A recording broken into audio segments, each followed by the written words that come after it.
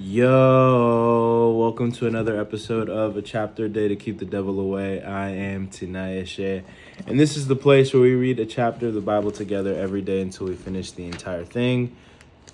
Today, we are going to be reading Leviticus chapter 21. If you haven't read Leviticus chapter 20, you should go do that. If you're joining us for the first time, welcome home. Just be with us where we are. Alrighty. Let's get into it. Instructions for the priests. The Lord said to Moses, "Give the following instructions to the priests, the descendants of Aaron.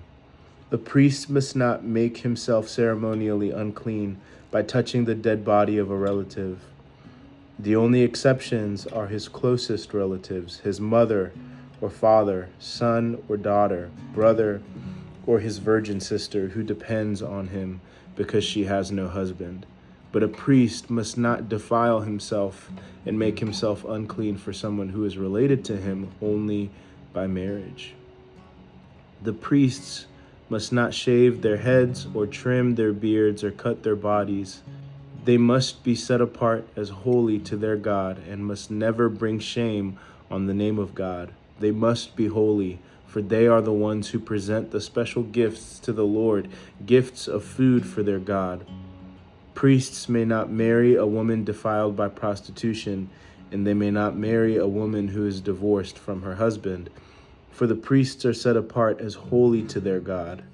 You must treat them as holy because they offer up food to your God. You must consider them holy because I, the Lord, am holy, and I make you holy. If a priest's daughter defiles herself by becoming a prostitute, she also defiles her father's holiness, and she must be burned to death. The high priest has the highest rank of all the priests. The anointing oil has been poured on his head, and he has been ordained to wear the priestly garments. He must never leave his hair uncombed or tear his clothing. He must not defile himself by going near a dead body. He may not make himself ceremonially unclean, even for his father or mother. He must not defile the sanctuary of his God by leaving it to attend to a dead person, for he has been made holy by the anointing oil of his God. I am the Lord. The high priest may marry only a virgin. He must not marry a widow, a woman who is divorced, or a woman who has defiled herself by prostitution. She must be a virgin from his own clan, so that he will not dishonor his descendants among his clan. For I am the Lord who makes him holy." Then the Lord said to Moses, "Give the following instructions to Aaron. In all future generations, none of your descendants who has any defect will qualify to offer food to his God. No one who has a defect qualifies, whether he is blind, lame, disfigured, deformed, or has a broken foot or arm, or is hunchbacked or dwarfed, or has a defective eye, or skin sores, or scabs, or damaged testicles. No descendant of Aaron who has a defect may approach the altar to present special gifts to the Lord. Since he has a defect, he may not approach the altar to offer food to his God. However, he may eat from the food offered to God, including the holy offerings and the most holy offerings. Yet because of his physical defect, he may not enter the room behind the inner curtain or approach the altar, for this would defile my holy places. I am the Lord who makes them holy." So Moses gave these instructions to Aaron and his sons and to all the Israelites.